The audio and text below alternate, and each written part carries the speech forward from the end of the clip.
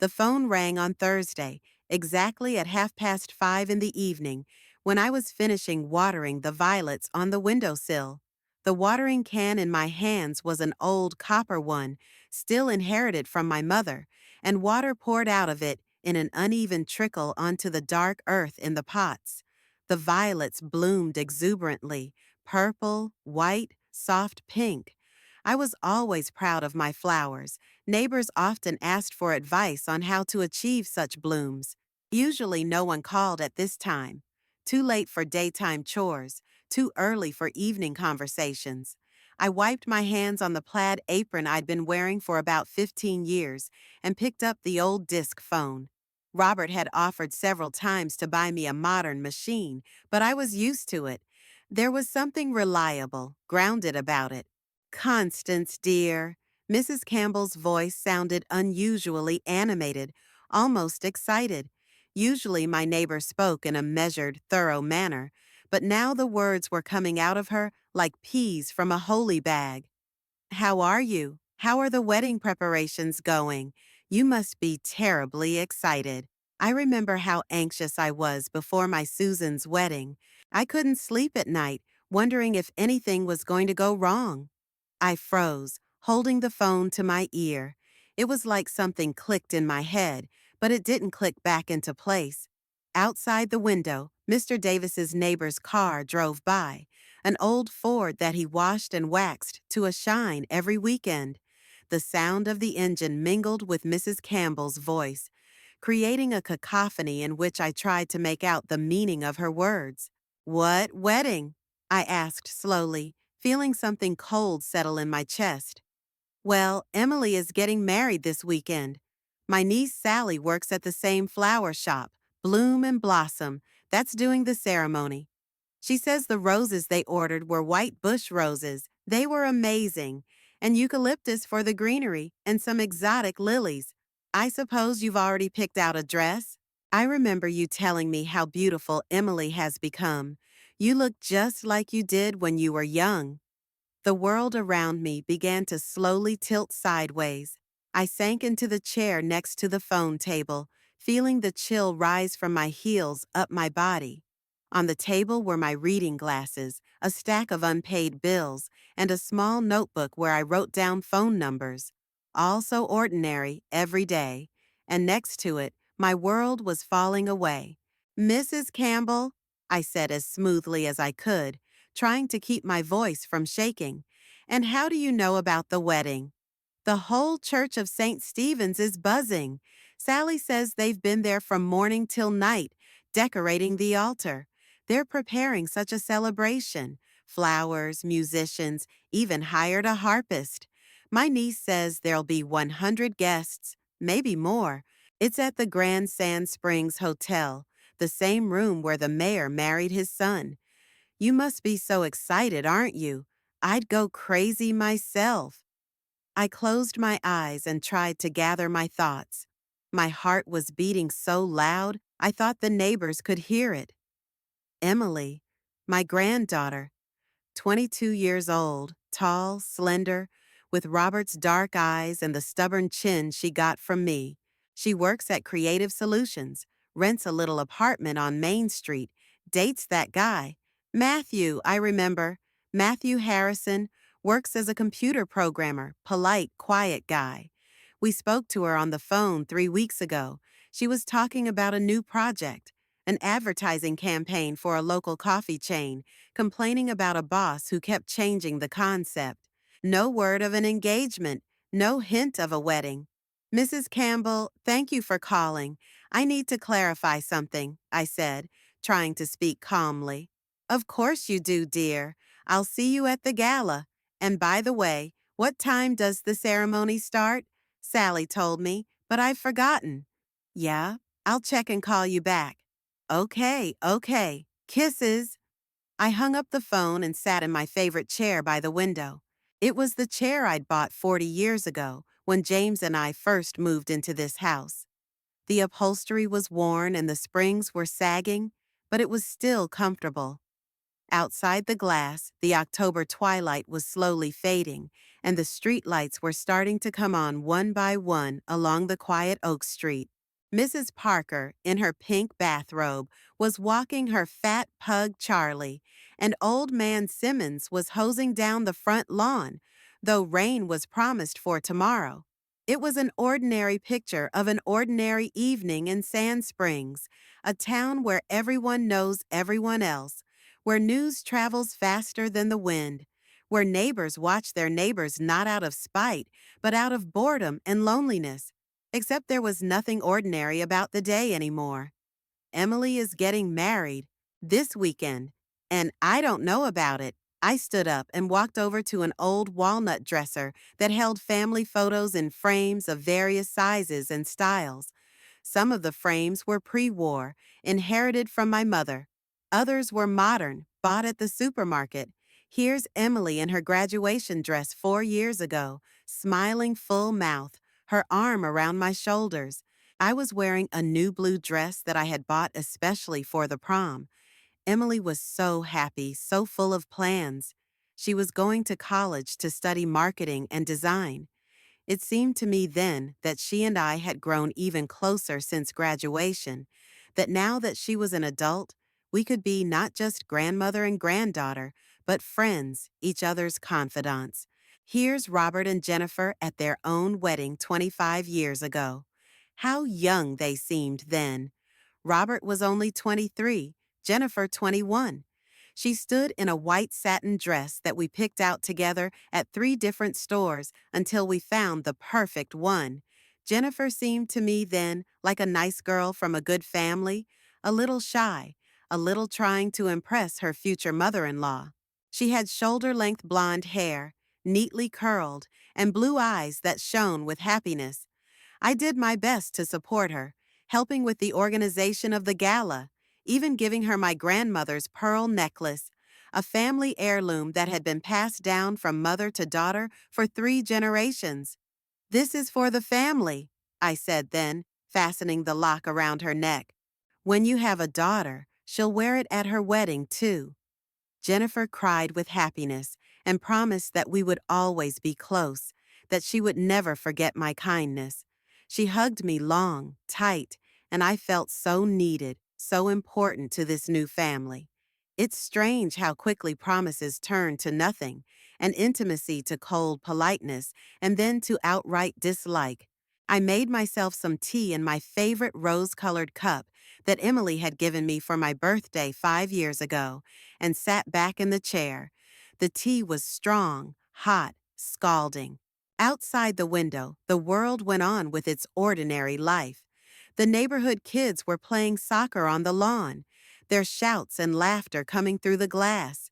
Mrs. Parker had already returned from her walk and was watering the flowers in the front garden. Mr. Greenwood, the letter carrier, was delivering the evening mail on his old bicycle, and I sat in my house, which suddenly seemed too quiet, too empty, and tried to figure out how it had happened that I had learned of my own granddaughter's wedding from a stranger.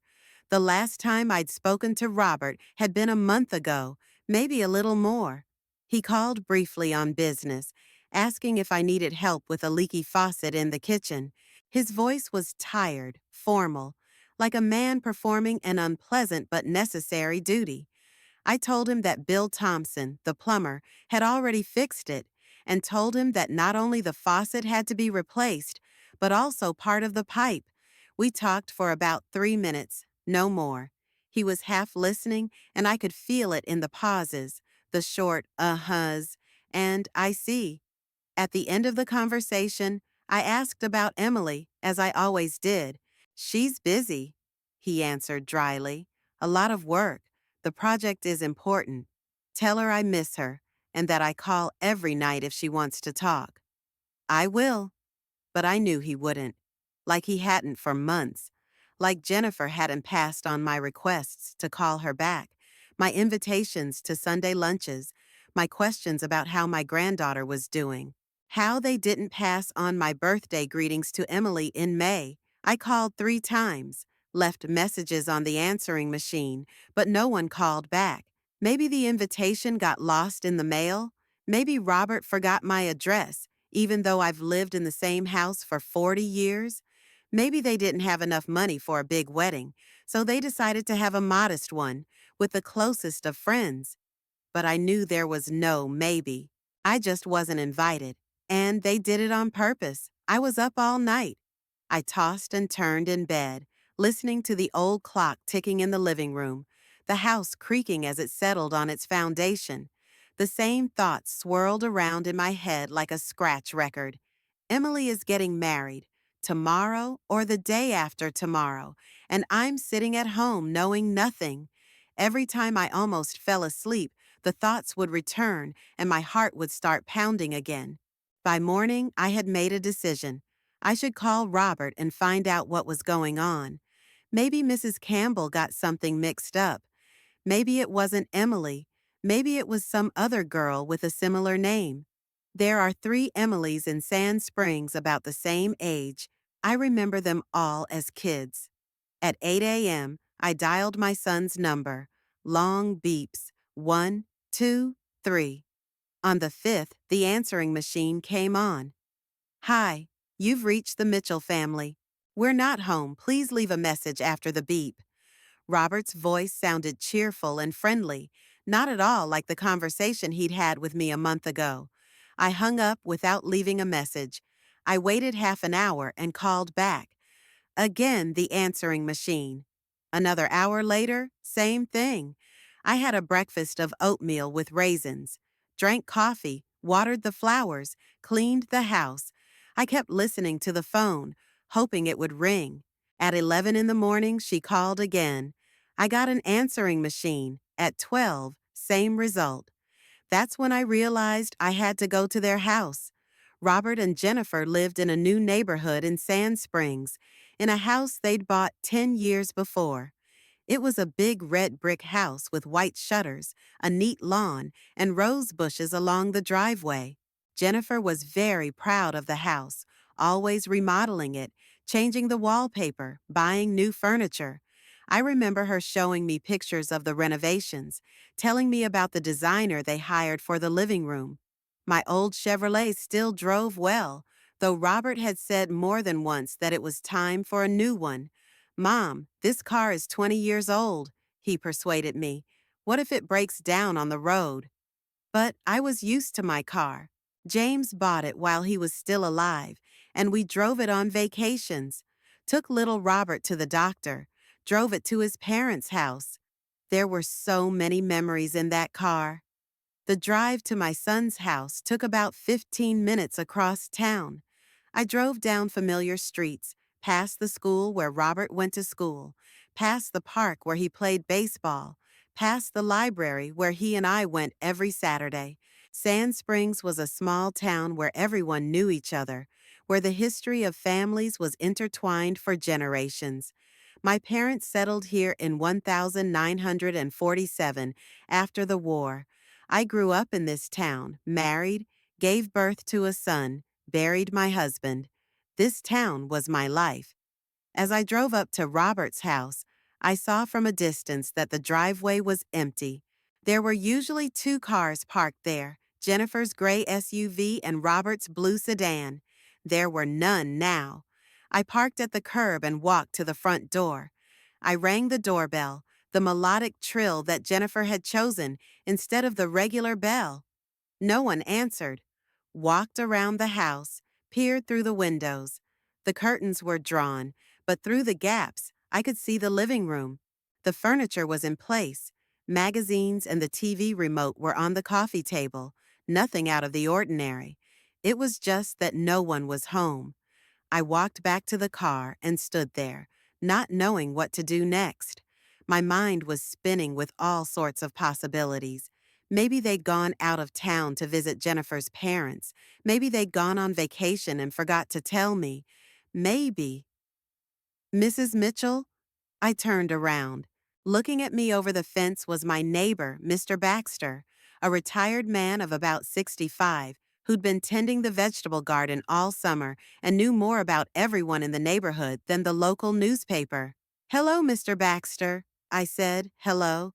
I'm looking for Robert. Do you know where they are?" "Ah, left as early as last night," he said, leaning on the rake. Cars loaded full, suitcases, suits in cases. Jennifer was in a dress like this, long, dressy. Robert in a suit. Emily came by too, picked up something from the house. They were going to a big event, that's for sure. My heart sank. Suits, dresses, suitcases.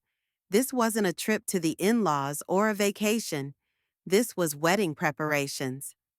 Did they say where exactly they were going? I asked, trying to keep my voice calm. No, they didn't. But Jennifer instructed someone on the phone about flowers and music.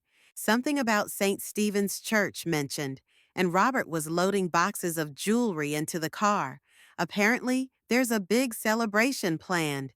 St. Stephen's Church. So Mrs. Campbell was right, and her niece is indeed officiating at my granddaughter's wedding.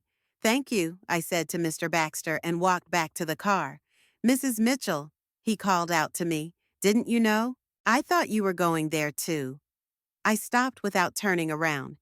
There was a lump in my throat that prevented me from speaking. You know, I finally said, I must have gotten something wrong with the dates. I see. It's easy to get confused in these things. I got in the car and started the engine. My hands were shaking, so I had to take a few deep breaths before I drove out of the parking lot.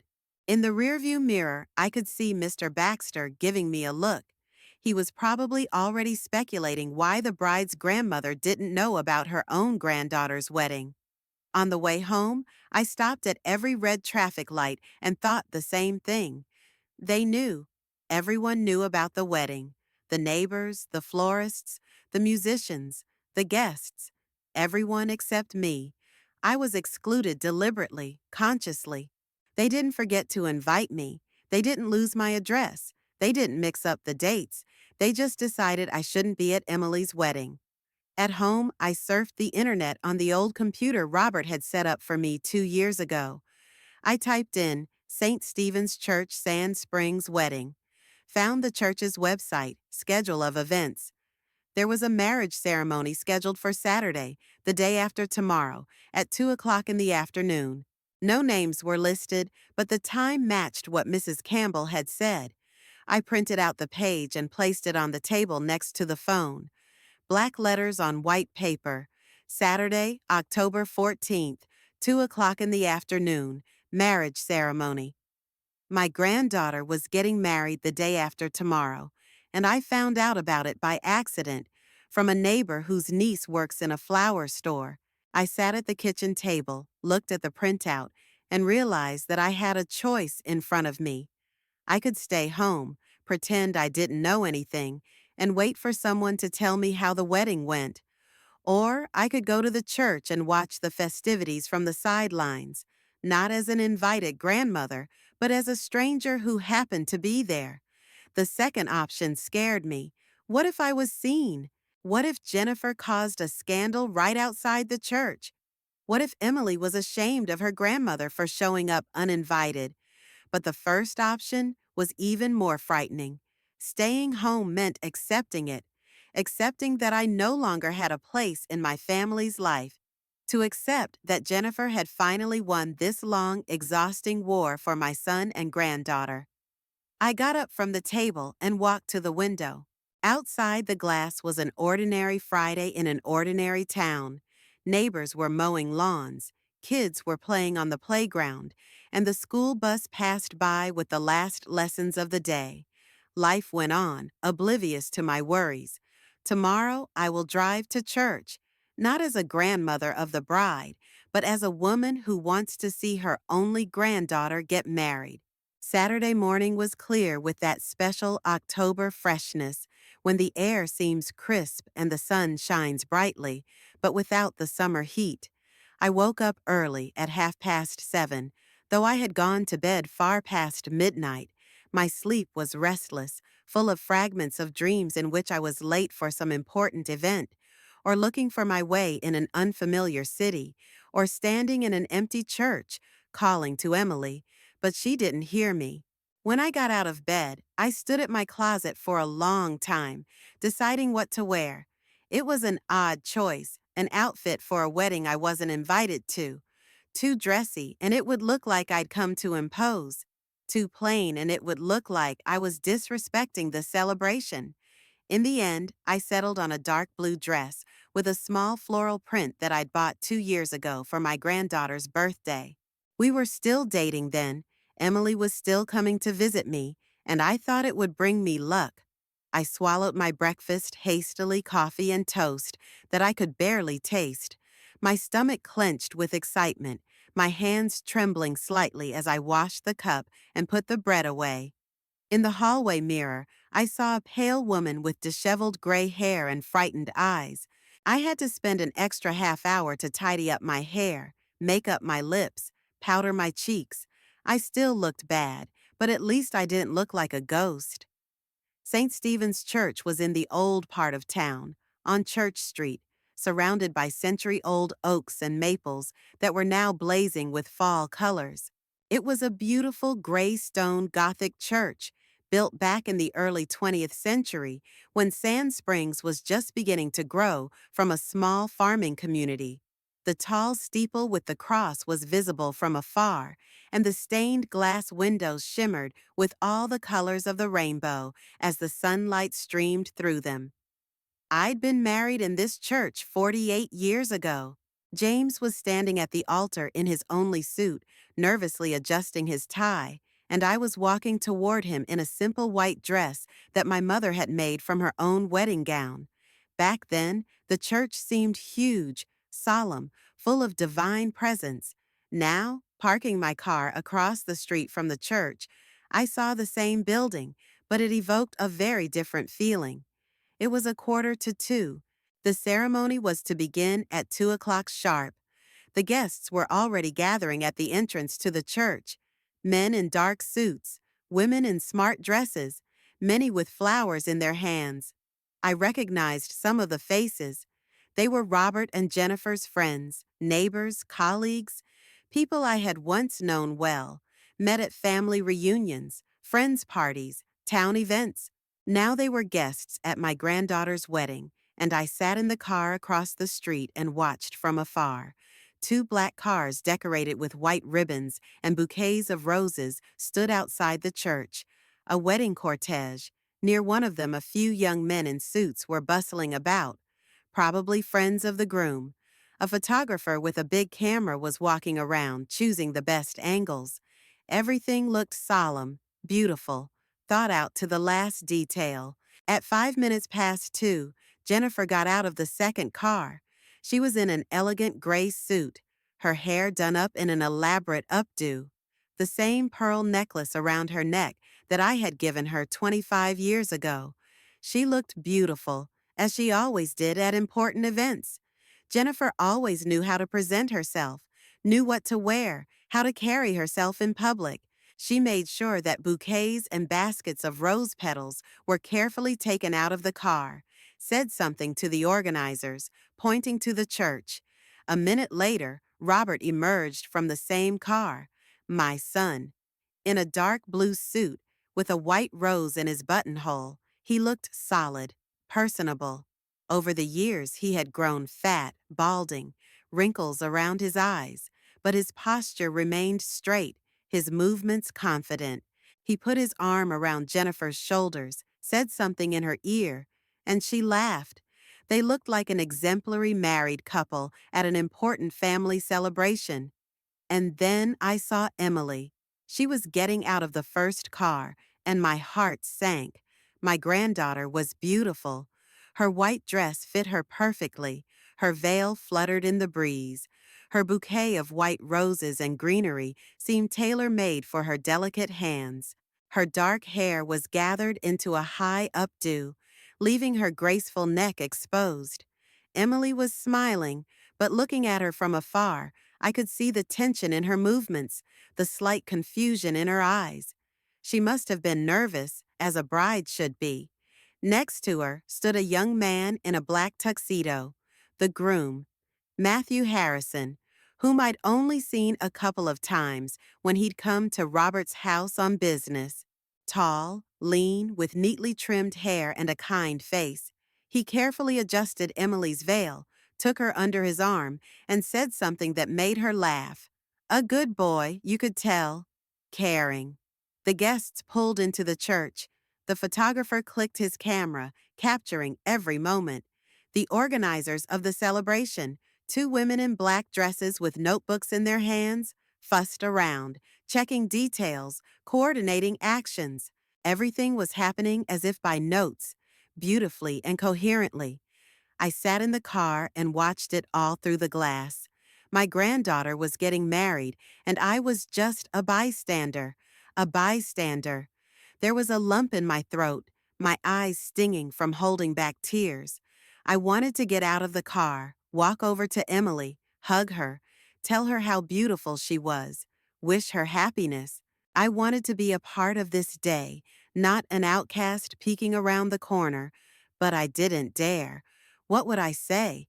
How would I explain my appearance? What would people think? What would Jennifer say? As most of the guests entered the church and the newlyweds prepared to walk down the aisle, I finally made up my mind. Getting out of the car, I crossed the road and walked slowly toward the church, not to the main entrance, where there were still a few late guests, but to the side path where I could see what was happening at the entrance. I just wanted to stand by, at least from afar, to see my granddaughter enter the church to be married. Nothing more than that. Just to be here on this important day of her life. But Jennifer spotted me first. She was standing at the entrance to the church, seeing off the last of the guests, when her gaze fell on me. At first, she just stared, as if she couldn't believe her eyes. Then her face changed. Her mouth set in a thin line, her eyes narrowed, and her eyebrows drew together at the bridge of her nose. She said something to Robert, who turned around and saw me too. His expression was unreadable surprise, annoyance, confusion, all blended into one grimace. Jennifer took a quick step toward me. The heels of her shoes clattered on the stone steps of the church, her gray suit fluttering as she walked. Her face was red with anger, her pearl necklace bouncing around her neck. "What are you doing here?" she hissed, stepping up close to me. Her voice shook with rage, but she tried to speak softly so as not to attract the attention of the remaining guests. "Who told you to come?" "Emily is my granddaughter," I replied as calmly as possible, "and I have the right to—" "You're not here," Jennifer interrupted me, no longer trying to keep her voice low. "No one called you here. This is a private event. I just want to see, get out of here right now," she shouted. "You're ruining your daughter's day. Everyone's doing just fine without you. Get out of here." Several guests standing near the entrance turned around at the shout. The photographer raised his camera, but then, realizing what was happening, lowered it. Robert took a step in our direction, but remained standing in indecision. "Jennifer, please," I began, but she didn't let me finish. "No, please. You think you can show up here uninvited and ruin our party? We purposely didn't invite you. Understand? On purpose, because you only bring trouble." At that moment, Emily came out of the church. Apparently, someone had told her that something strange was going on at the entrance. She stood on the steps in her white dress, looking at us in bewilderment. Her veil swayed in the breeze, her bouquet clutched tightly in her hands. "Mommy," she called out, "what's going on? Why are you screaming?" And then she saw me. Emily stood on the stone steps of the church in her white dress, and I could see the expression on her face change. First surprise, then joy, then confusion, and finally the realization that something was wrong. The bouquet of white roses trembled in her hands, and her veil rippled in the light October wind. "Grandmother?"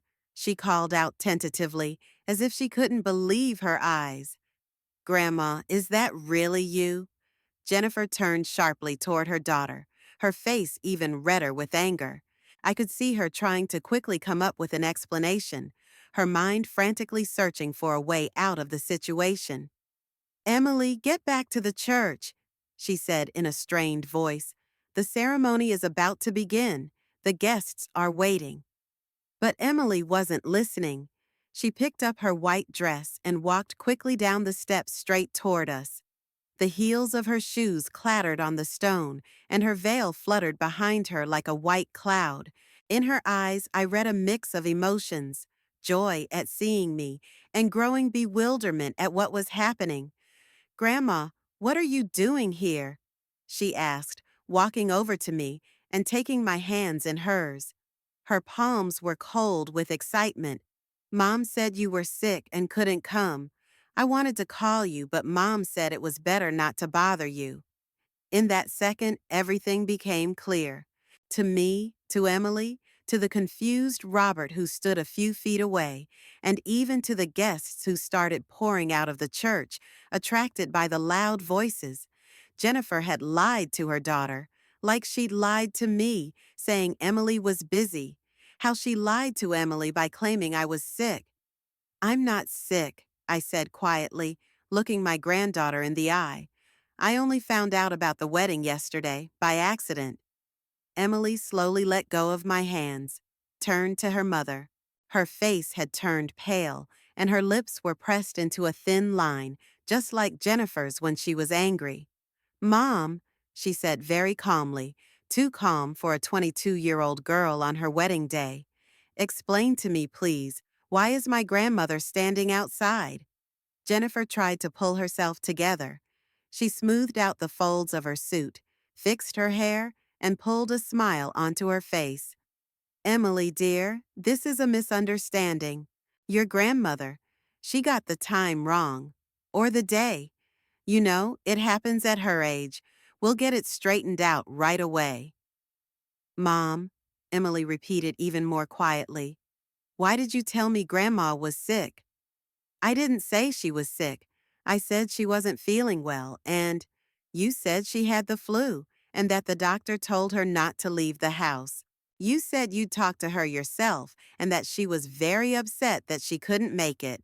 The groom, Matthew, approached us, a tall, confused young man in a tuxedo who clearly didn't understand what was going on, but could see that his fiancée was upset.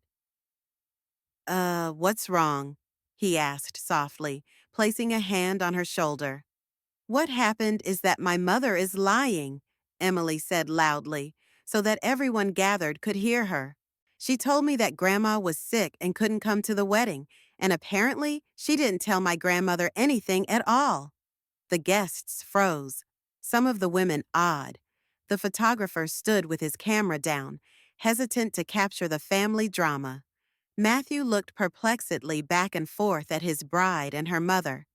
"Emily, please," Robert finally intervened, coming over to us. "Let's not make a scene. We have a ceremony, guests." "Dad," Emily turned to her father, "did you know too?"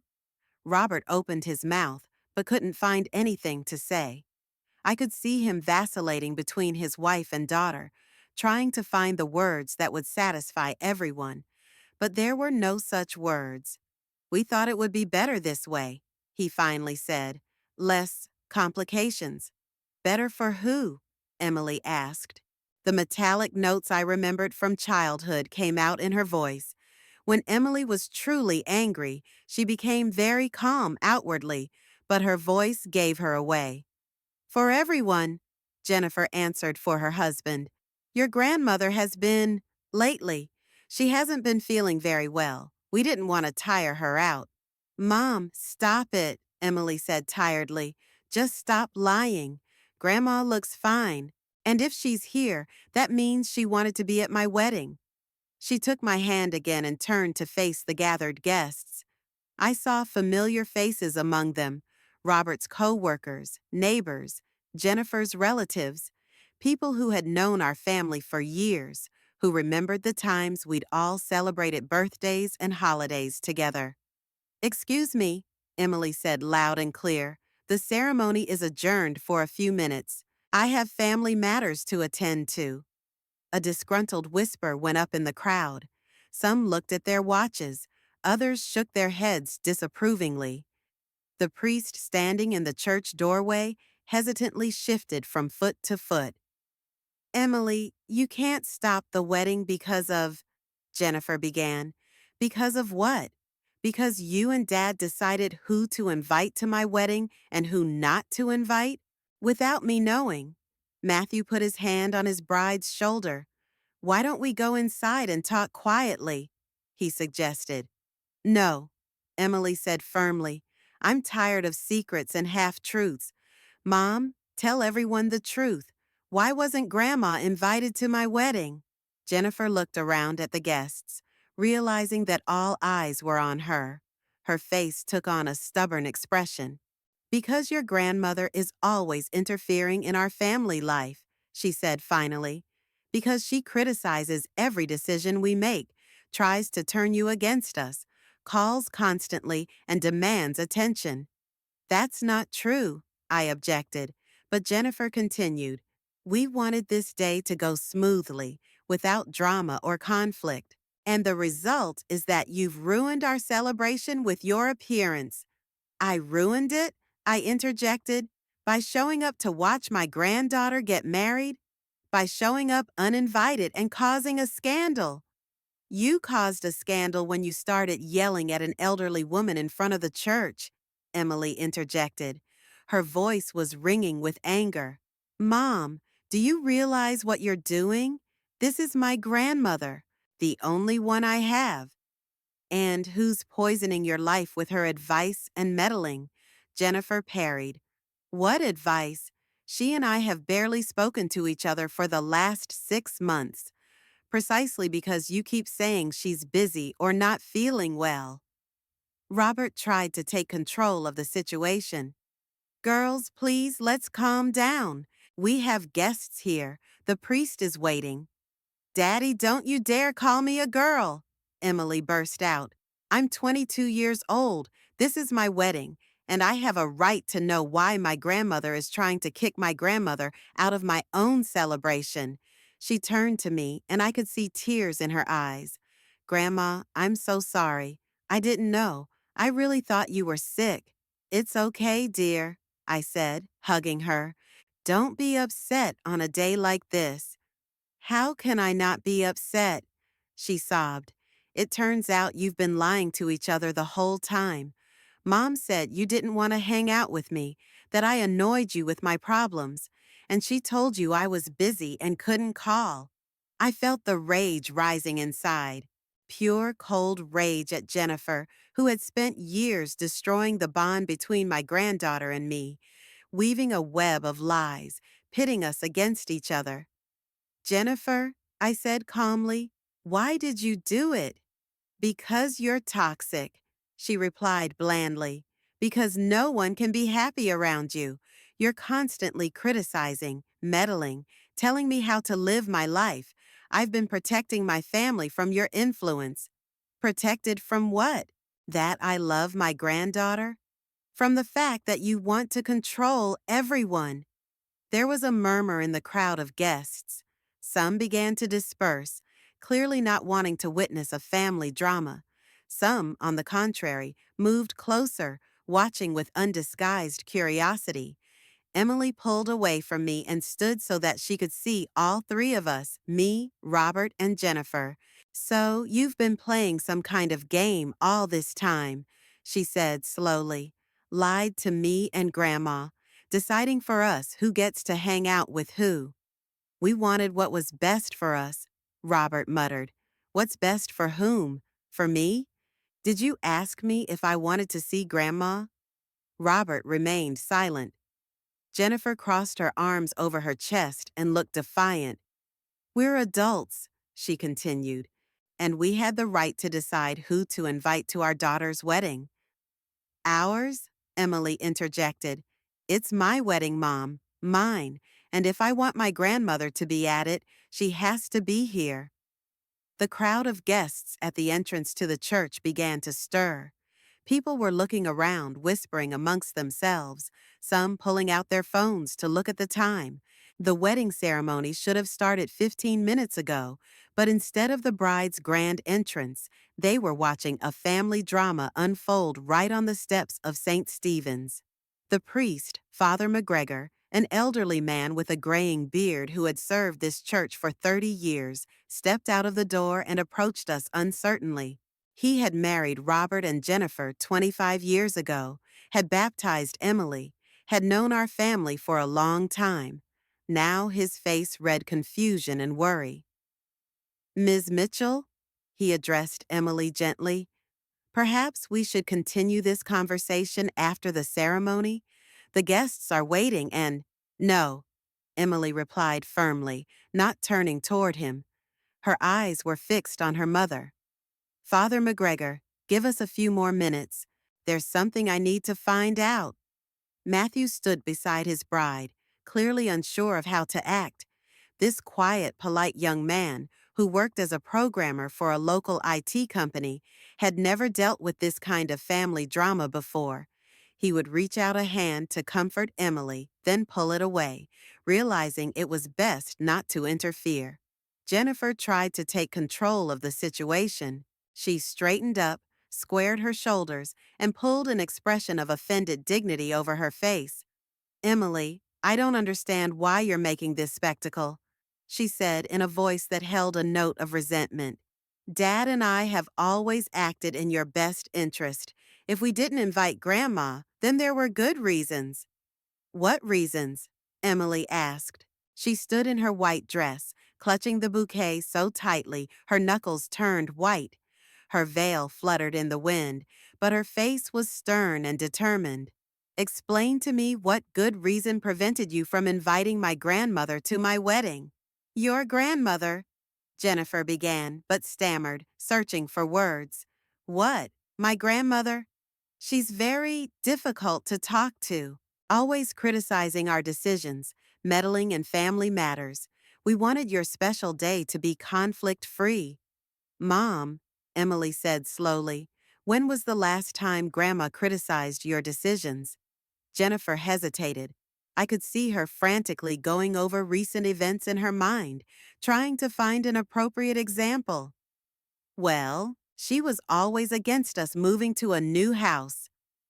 "Mom, you moved in 10 years ago, and Grandma was never against it. She even helped you pack your things." "She criticized my choice of wallpaper for the living room." "When? When did she do that?" Jennifer opened her mouth but said nothing. Robert tried to come to her rescue. "Emily, it's not about any specific instances.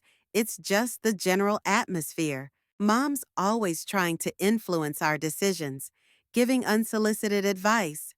"Dad," Emily turned to her father, "do you remember my birthday 3 years ago, when I asked why Grandma didn't come?"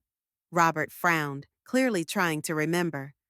"You said she was sick, and Mom added that Grandma was very upset that she couldn't come and asked me not to call her so as not to upset her even more." I remembered that day, May 20th, Emily's birthday. I had bought her a gift, a beautiful purse I saw in the window, and immediately thought my granddaughter would love it. I waited all day for a call or invitation. By evening, I realized that no one was going to invite me, and I cried from resentment and loneliness. "I wasn't sick that day," I said quietly. "I was waiting for the call and I really wanted to congratulate you." "And do you remember Christmas 2 years ago?" Emily continued, looking at her parents. "I wanted to invite Grandma over for dinner. Mom said she'd already called her, and Grandma said no because she had plans with her neighbor, Mrs. Campbell." "No one called me," I said, feeling the bitterness rising inside. "I spent that Christmas alone." Shouts of surprise were heard in the crowd of guests. Women shook their heads, men frowned. Jennifer's aunt, Patricia Webb, a woman in her 70s with neat gray hair, stepped closer, listening to the conversation. "Jennifer," she said sternly, "what are these stories?" "Aunt Pat, it's none of your business," Jennifer retorted, but there was a defensive note in her voice. "How is it none of mine? Constance is a fine woman. I've known her for 40 years. And if you're messing with your own daughter's head—" "I'm not messing with anyone's head," Jennifer blurted out. "I'm protecting my family." "Protecting them from what?" Emily asked. Her voice grew quieter, but there was a note of steel in it. Mom, what are you protecting your family from? From a woman who loves her granddaughter? From a grandmother who wants to be a part of our lives? You don't understand, Jennifer began, but Emily interrupted her. No, you're the one who doesn't understand. You deprived me of communication with my grandmother. You lied to both of us. You destroyed the relationship in our family. The photographer, a young man with an expensive camera, stood at a distance and clearly didn't know what to do. It was unethical to film a family scandal, but it was also strange to walk away. He had been hired to shoot the wedding. Matthew finally decided to step in. Maybe we really should continue this conversation later, he suggested gently. After the ceremony, at home? No, Emily retorted. I'm tired of secrets and half-truths. Mom, tell me honestly, how many times have you lied to me about Grandma? I've never lied. I just interpreted the situation. Interpreted? When you said Grandma was sick even though she was healthy, that's an interpretation? When you said she didn't want to communicate with me even though she called every week, is that an interpretation too? Jennifer looked around at the guests, realizing that she was in the spotlight and that the situation was getting out of hand. Some of the guests had already started to retreat to their cars, clearly not wanting to get involved in the family drama. Others, on the contrary, moved closer, watching the developments with curiosity and judgment. Emily, please, she said, lowering her voice, don't make a scene. We have all friends here, co-workers. I don't care who's here, Emily exclaimed. I care about the truth. I have a right to know why my own mother lied to me for years. Another woman approached us, Susan Miller, Robert and Jennifer's neighbor.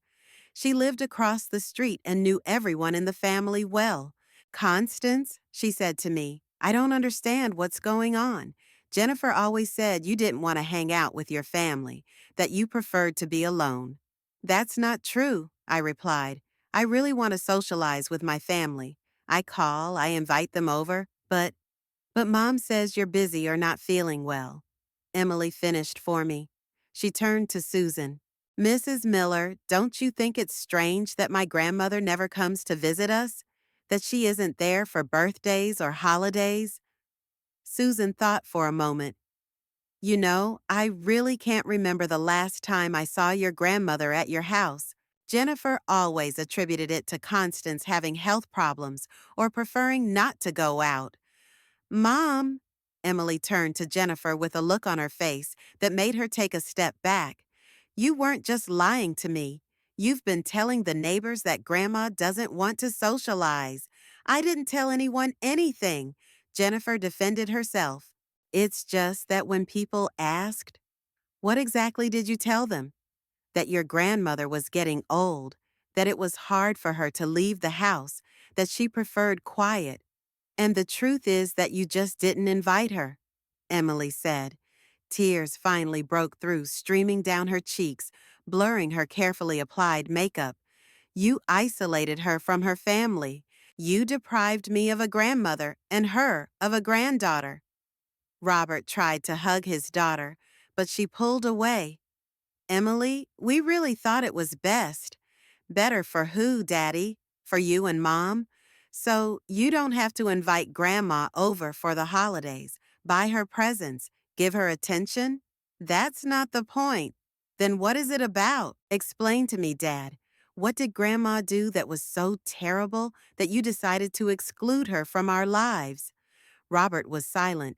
Jennifer looked at her husband with an expression that was a mixture of rage and despair.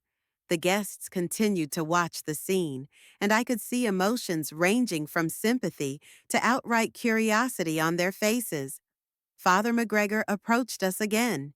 My children, he said softly, perhaps we should postpone the ceremony, give everyone time to calm down, to think about the situation. No, Emily said firmly. The ceremony will take place, but first I want to hear the truth from my parents. She wiped her tears with her hand and looked at Jennifer and Robert with an expression that left no doubt. She wasn't going to back down. Mom, Dad, I'm waiting for an explanation, and don't you dare lie to me again. I'm an adult, and I have a right to know the truth about my own family. Robert realized the situation was getting out of control. I could see him trying to find the words to make things right, to bring back the holiday cheer, to make everyone forget what had just happened. He'd always been like that, trying to smooth over sharp edges, avoid conflict, find compromises where there couldn't be any. Listen up, everyone, he said loudly, addressing not only us but also the guests who stood in a semicircle around the family drama. There has been a misunderstanding here, a simple misunderstanding that we're about to correct.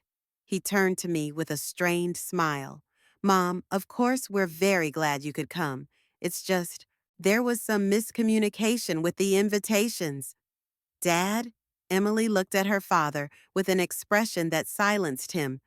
Don't you dare lie in front of everyone. There was no misunderstanding here. You and Mom deliberately didn't invite Grandma to my wedding. Emily, honey, and you know what the best part is? She continued, not letting him finish. I've been lying to you too, all these months. Jennifer became wary. Something akin to fear flashed in her eyes. What do you mean? Emily straightened, squaring her shoulders. Her white dress fluttered in the wind, and she still clutched the bouquet of white roses in her hands. But there was nothing of the confused bride in her posture now. She looked like a woman ready to tell the truth, however painful it might be. What I mean is that all this time I've been communicating with my grandmother, secretly, calling her from work, meeting her at coffee shops, coming over to her house when you weren't home. Jennifer turned pale. Robert opened his mouth but didn't make a sound. What? Jennifer finally squeezed out of herself. I'm not stupid, Mom. When you started saying all the time that Grandma was sick or busy, I knew something was wrong, so I started calling her myself. From my work phone so the calls wouldn't show up on my home statement. I looked at my granddaughter and felt a mixture of pride and pain rise up inside. Pride that she was smarter and stronger than her parents thought, and the pain of having to go through the deception of socializing with her own grandmother. We used to meet at the Maple Leaf Cafe on Broadway, Emily continued, looking directly at Jennifer. On Saturdays, when you were at yoga and Daddy was playing golf, Grandma would tell me about her life, and I would tell her about work, about Matthew, about future plans.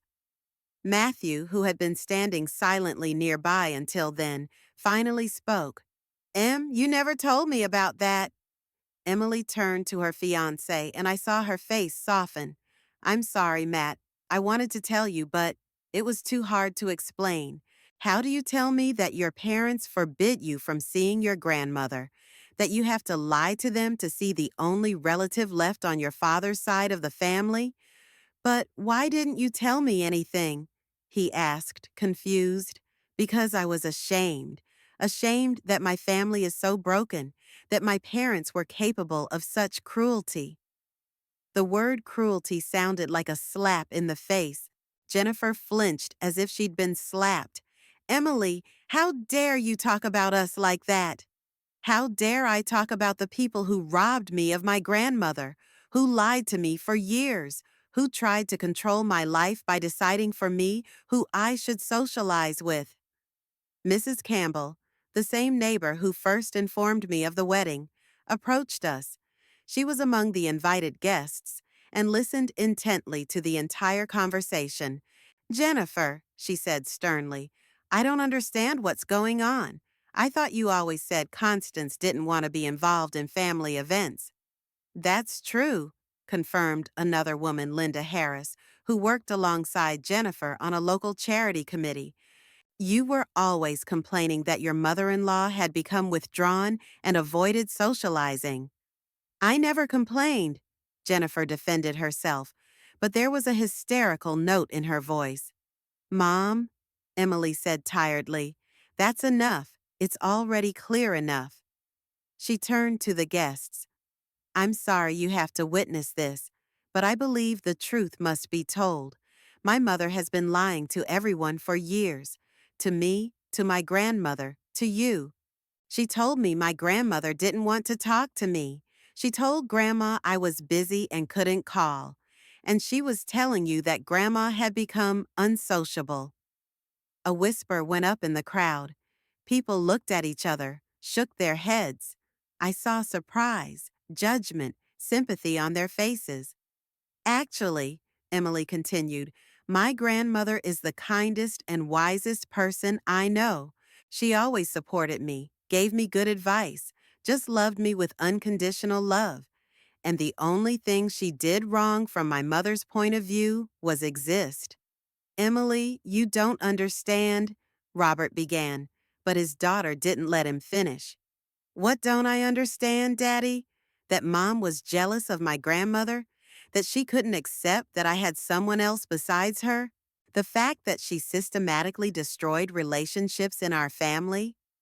A daughter shouldn't talk about her mother like that, Jennifer's aunt Patricia interjected. And a mother shouldn't deprive her daughter of her grandmother, Emily parried. Aunt Pat, you've known my grandmother for 40 years. Tell me honestly, she ever hurt anyone? Meddled in someone else's business? Tried to control someone? Patricia looked at me, then at Jennifer. Constance was always a wonderful woman, she said slowly. A caring mother, a loving grandmother. I never understood why she suddenly stopped showing up at family gatherings. Because she stopped being invited, Emily said simply. Matthew walked over to me, a tall, lean young man with kind eyes behind his glasses. He looked confused but determined. Mrs. Mitchell, he said softly, I want to apologize to you. If I had known, you couldn't have known, I replied. No one could have.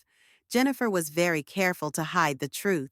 But I know now, and I want to tell you that I would be happy to have you as part of our family. I'll be happy to call you Grandma. Tears came to my throat. This young man, who had only known me for a few months, was proving to be wiser and kinder than my own son. Thank you, I whispered. Jennifer looked at her daughter's fiancé with an expression as if he had betrayed her. Matthew, you don't understand the situation. I understand enough, he replied calmly. I understand that Emily loves her grandmother and that someone was trying to keep them apart. That's enough to know who's right and who's at fault. Robert tried to take control of the situation one last time. Okay, he said, holding up his hands. Let's all calm down. Yes, perhaps Jennifer and I didn't do the right thing. Perhaps we should have discussed the situation openly instead of, not quite right? Emily interjected. Dad, you lied to me for 3 years. 3 years. You deprived me of communication with my only grandmother. You made her think I didn't love her, and you made me think she didn't love me. And that's not quite right. We wanted to protect you. From what? From love? From caring? From a man who's never done anything wrong to me? A noticeable movement began in the crowd of guests. Some people clearly decided they didn't want to witness the family drama and headed toward the cars. Others, on the contrary, came closer, not wanting to miss the denouement of the conflict. A photographer stood with a camera in his hands, clearly not knowing what to do. The musicians who were to play during the ceremony looked out of the church windows with bewildered faces. Father McGregor approached us again. My children, he said tiredly, perhaps we should move the ceremony to another day? Give everyone time to think, to calm down. No, Emily said firmly. The ceremony will take place today, now. She turned to her parents. You have a choice. You can stay at my wedding and act like civilized people. You can apologize to your grandmother for what you've done all these years. Or you can leave. Emily, Jennifer exclaimed. You can't kick your own parents out of your wedding. I can, Emily replied calmly. It's my wedding, my day, my decision, and I'm tired of the lies. If you can't accept your grandmother's presence here, then maybe you shouldn't be here. Jennifer looked at her husband, seeking support. Robert stood between his wife and daughter, torn between the two most important women in his life. His face read an agonizing struggle. On the one hand, wanting to support his wife. On the other, realizing that his daughter was right. Robert, Jennifer said quietly but threateningly. Tell her. Tell me what, Daddy? Emily asked. That you're choosing Mom over me? That you agree with what she did? That you think it's right to deprive me of my grandmother, too? Robert was silent. In his eyes, I read confusion, shame, the realization that he was cornered and any choice would be painful. Matthew took Emily's hand. Whatever you decide, he said quietly. I'll be there for you. Emily squeezed his fingers and smiled through her tears. Then she looked at me. Grandma, will you stay for my wedding? If that's what you want, I replied. I really want to. You're the most important person in my life after Matthew, and I want you to bless our marriage. Those words sounded like a sentence to Jennifer. I could see her face turn crimson with rage and humiliation. She realized that she had lost, that her years-long game had been exposed, that her daughter had not chosen her. Jennifer stood with her fists clenched, and I could see the waves of rage running down her face. The gray suit that had looked elegant in the morning now seemed wrinkled, her hair disheveled, and her carefully applied makeup smeared with angry tears. The pearl necklace, my necklace that I'd given her 25 years ago as a token of love and trust, was bouncing around her neck from her heavy breathing. You, she hissed, turning to me and jabbing a finger in my direction. You ruined everything. You came here and ruined my daughter's wedding, the most important day of her life. The guests froze as they watched the drama unfold. Some of the women sobbed. Some of the men shook their heads disapprovingly. The photographer lowered his camera, realizing that it was unethical to film such moments. The musicians in the church fell silent, stopping tuning their instruments. Mom! Emily exclaimed, but Jennifer paid no attention to her. All her fury was directed at me. Are you happy? She continued to shout. You've finally gotten your way, turned my daughter against me. You've been prying for years, waiting for your moment, and now you've gotten what you wanted. Jennifer, I said as calmly as I could, even though I was growing furious inside too. I didn't ruin anything. You ruined it all by yourself. Yeah, I was protecting my family from your interference, from your attempts to control our lives. What attempts? When have I ever tried to control anything? Jennifer hesitated for a moment, but then continued with even more fury. You constantly gave unsolicited advice, criticized my decisions, tried to undermine my authority as a mother. Give me one example, I said. When have I criticized your decisions? When have I given unsolicited advice? Jennifer opened her mouth but said nothing. I could see her frantically going over the events of the last few years in her mind, trying to find even one instance that would justify what she said. You were always against Emily studying art in college. That's not true, I objected. I supported whatever choice Emily made, and you know it. Emily stepped forward, coming between us. Mom, that's enough, she said tiredly. All of your accusations are lies, and you know it. Grandmother has never interfered in our affairs. She interferes by her very existence, Jennifer shouted. She keeps us from living as a normal family, constantly reminding us of herself, demanding attention. In what way does she demand attention? Emily asked coldly. By calling once a week to see how you're doing? By wanting to see her only granddaughter? Robert walked over to us. My son looked tired and confused. The suit fit him well, but his face was gray and his eyes avoided a direct look. Maybe enough is enough, he said quietly. People are watching. I don't care about people, Jennifer shouted. Your mother ruined our daughter's wedding, and you're thinking about what people will think.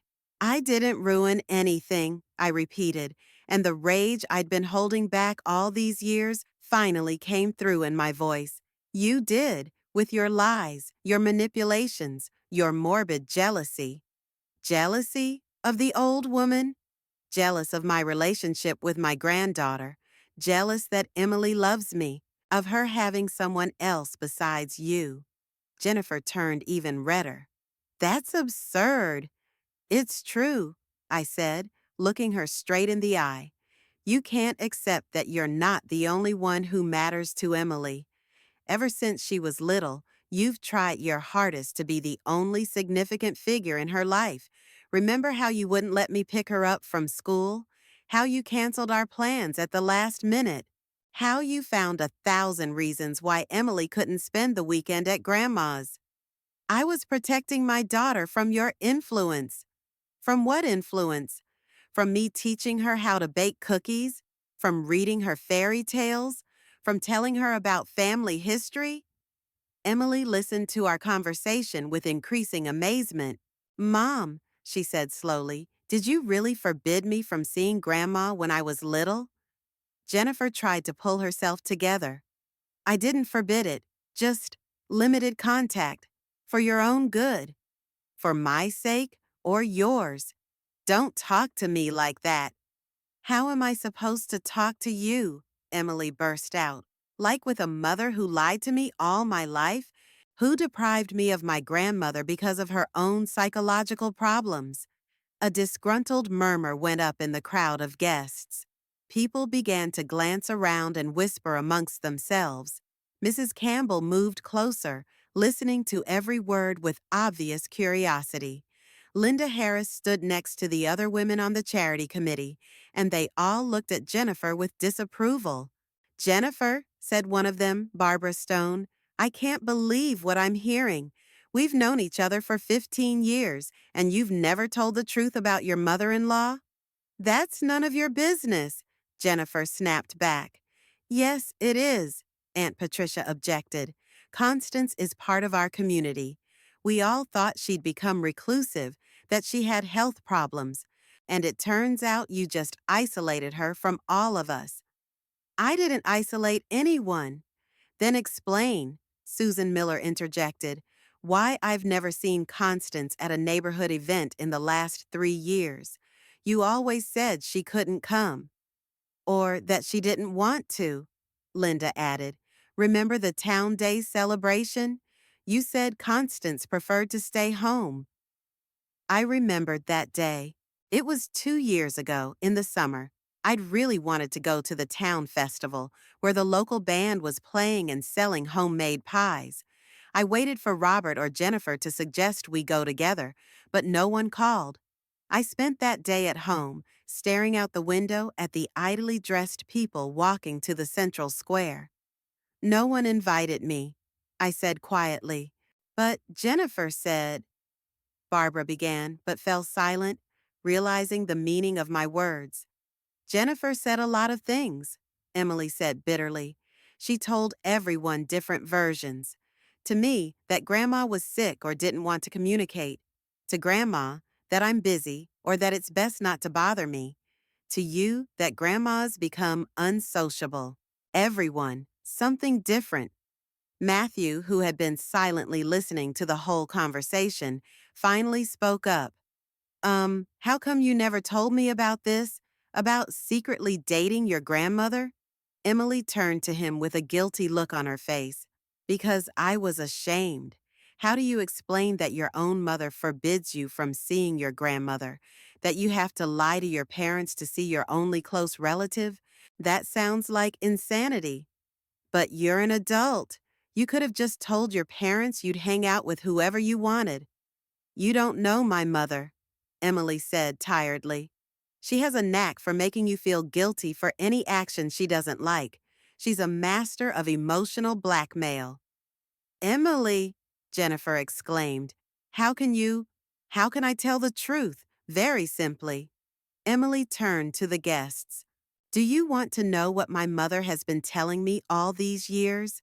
That my grandmother is too old and sick to socialize, that I bore her with my problems, that it was better not to bother an elderly person with unnecessary calls. And when I insisted on meeting, my mother would start crying and say that I don't appreciate everything she does for me, that I prefer strangers to my own mother. The guests listened with growing amazement and judgment. Robert stood with his head down, clearly aware of how disgusting his wife's behavior was. And to my grandmother, Emily continued, that's not what my mother used to say, that I was grown up and no longer interested in socializing with my elders, that I had a life of my own, a job, a young man, that it wasn't worth imposing. I never lied to anyone, Jennifer screamed in frustration. I was just interpreting the situation. Interpreted? I interjected. When you told Emily I was sick even though I was healthy, that's an interpretation? When you told me she didn't want to socialize even though she called every week, is that an interpretation too? I wanted what was best. For whom? Certainly not for Emily and me. Jennifer looked around at the guests, looking for support, but saw only judgmental looks. Her friends on the charity committee looked away. Neighbors shook their heads. Even her relatives looked at her with disapproval. This is all you're doing, she shouted, turning to me again. You turned them all against me. You came here on purpose to embarrass me. I came to watch my granddaughter get married, I replied calmly. And you embarrassed yourself. Mom, stop it, Emily said firmly. You're only making things worse. What's making it worse is your precious grandmother. She came here uninvited and ruined your party. No, Emily said slowly and clearly.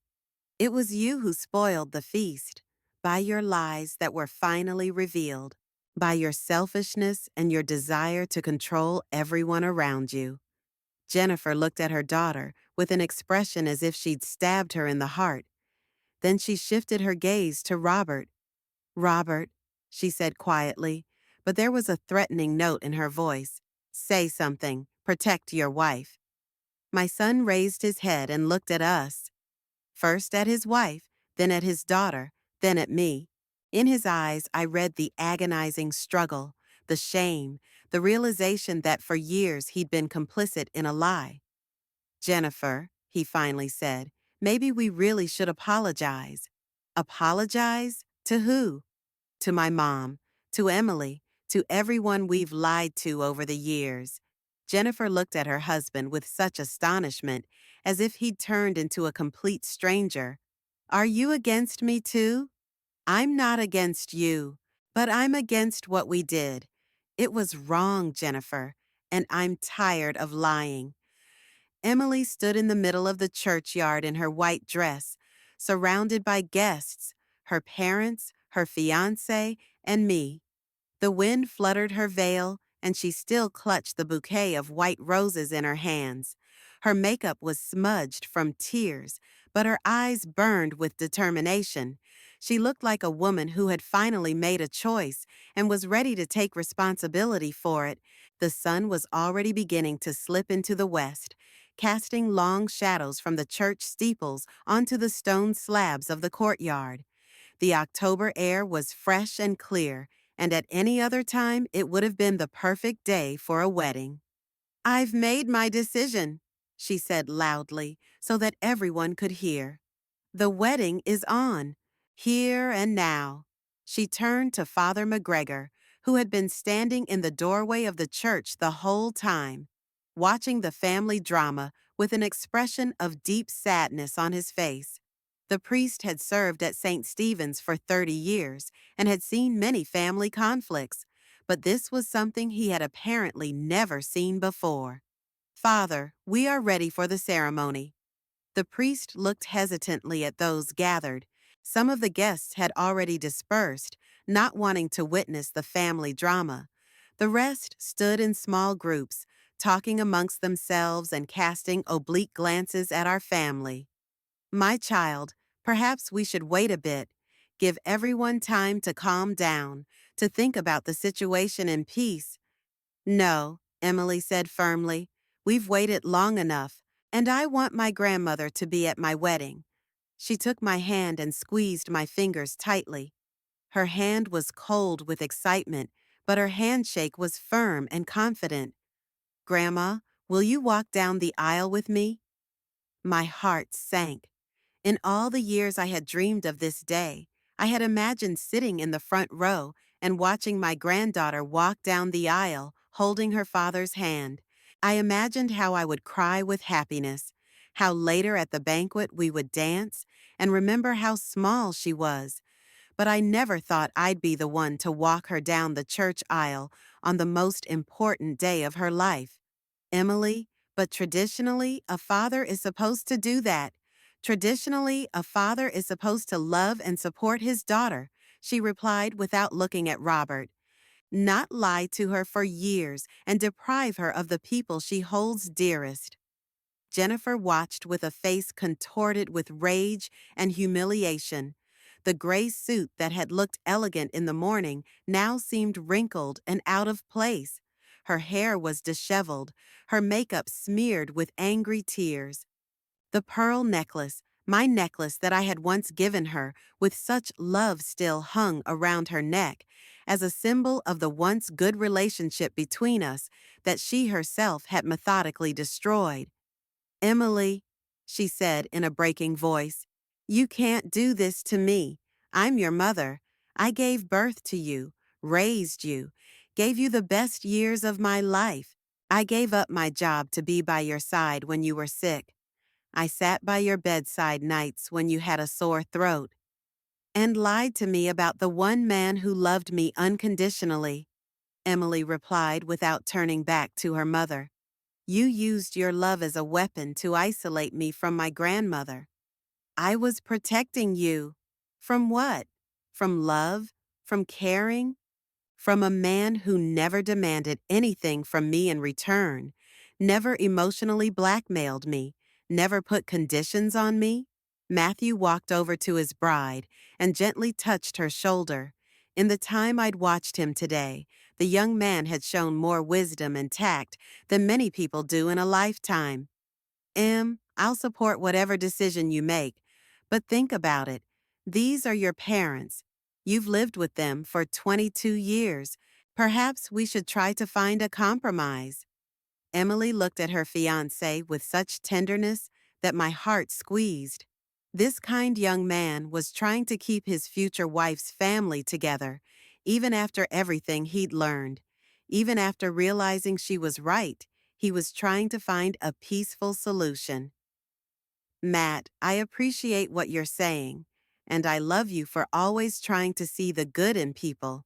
But some things can't be fixed with compromise. My parents lied to me for 3 years. They robbed me of my grandmother and robbed her of her granddaughter because of their own selfishness and morbid jealousy. Robert took a step forward. My son looked broken and tired. The suit fit him well, but his face was gray and his eyes red with embarrassment. I saw him as the little boy I'd once raised, confused, looking for a way out of a difficult situation, hoping someone else would make a difficult decision for him. Emily, please, he said quietly, almost pleadingly. We can fix this. Start with a clean slate. Mom will come to visit us every weekend. We'll get together for holidays, have family dinners. Dad, Emily turned to her father, and there was an infinite weariness in her voice. Do you really think you can just say, I'm sorry, and go on with your life as if nothing happened? As if the last 3 years of lies can be erased with one word? I think the family is worth keeping, that we all make mistakes, but the important thing is to be able to fix them. What family? The one that was built on lies? where the mother forbade her daughter from talking to her grandmother, where the father kept quiet and allowed it instead of protecting the most vulnerable. A noticeable movement began in the crowd of guests. Some people, clearly not wanting to witness the family drama, headed toward their cars, awkwardly saying goodbye and promising to call later. Others came closer, not hiding their curiosity and desire to see the outcome of the conflict. The photographer stood aside, not knowing whether to take pictures of what was happening. On the one hand, it was part of the wedding day. On the other, too personal and painful part. Mrs. Campbell approached us, her usually cheerful face serious and sad. "Constance," she said quietly, taking my hand, "I want to apologize. If I'd known what was going on, we all thought you'd just become a recluse after James died. That grief had made you unsociable." "You couldn't have known," I replied, squeezing her fingers. Jennifer was very careful to hide the truth from everyone. She told everyone a different version of it. Linda Harris, who had worked with Jennifer on the charity committee for about 10 years now, approached her former friend. Her face read confusion and disappointment. "Jennifer, I can't believe what I've heard. We've known each other for 15 years, worked together, trusted each other with our most intimate secrets, and all this time you've been lying about your family." "I haven't lied," Jennifer retorted, but her voice was no longer as confident as before. I was protecting my family from toxic influences." "Whose toxic influence?" Aunt Patricia exasperated, stepping closer. "Constance is the kindest woman in our town. She helped me when I had cancer, brought me food, sat with me in the hospital. She's never hurt anyone." "You don't know her like I do." "Obviously I don't," Patricia said dryly, "because you've been telling everyone a completely different story. You told us one thing, your daughter's another, Constance a third." Jennifer looked around at her guests, seeking support, but met only judgmental glances. Her world was crumbling before her eyes, not just her family, but her social standing, her reputation, her relationships with friends and acquaintances. In a small town where everyone knew each other, such a scandal meant complete isolation. Barbara Stone, who chaired the same charity committee, shook her head. "Jennifer, how could you? I mean, we trusted you to organize events, to raise money for needy seniors, and you yourself bullied an elderly woman, your mother-in-law." "I wasn't bullying. What do you call that? Depriving a person of the companionship of their only granddaughter? Making the whole community think she's become a non-person?" "Okay," Jennifer finally said, in a voice full of rage and resentment. "All right, if I'm so terrible, if you're all against me, if even my own daughter prefers someone else's old woman to me, then I'll go. Rejoice. Triumph." She snatched the pearl necklace from her neck, my necklace, which I had once given her on her wedding day, with such love and hope of long friendship, and hurled it to the ground with such force that the string broke, the pearls scattered on the stone steps of the church, rolling in different directions, glistening in the sun. "Take your precious necklace," she shouted at me, "and your precious granddaughter. Enjoy each other. Build your perfect family without me." She turned to Emily, and I saw such pain and hatred in her eyes that several of the women awed and stepped back. "And you," she said, with so much hatred in her voice that the words seemed poisonous, "you chose that old woman over your mother, a woman who doesn't even know what your favorite food is, what books you read, what you dream about at night. Live with that choice for the rest of your life." "I will live," Emily replied calmly, "and I will be happy, because I chose honesty over lies, love over manipulation." Jennifer turned abruptly and strode toward the parking lot, heels clacking on the stone, her gray suit fluttering from her fast walk.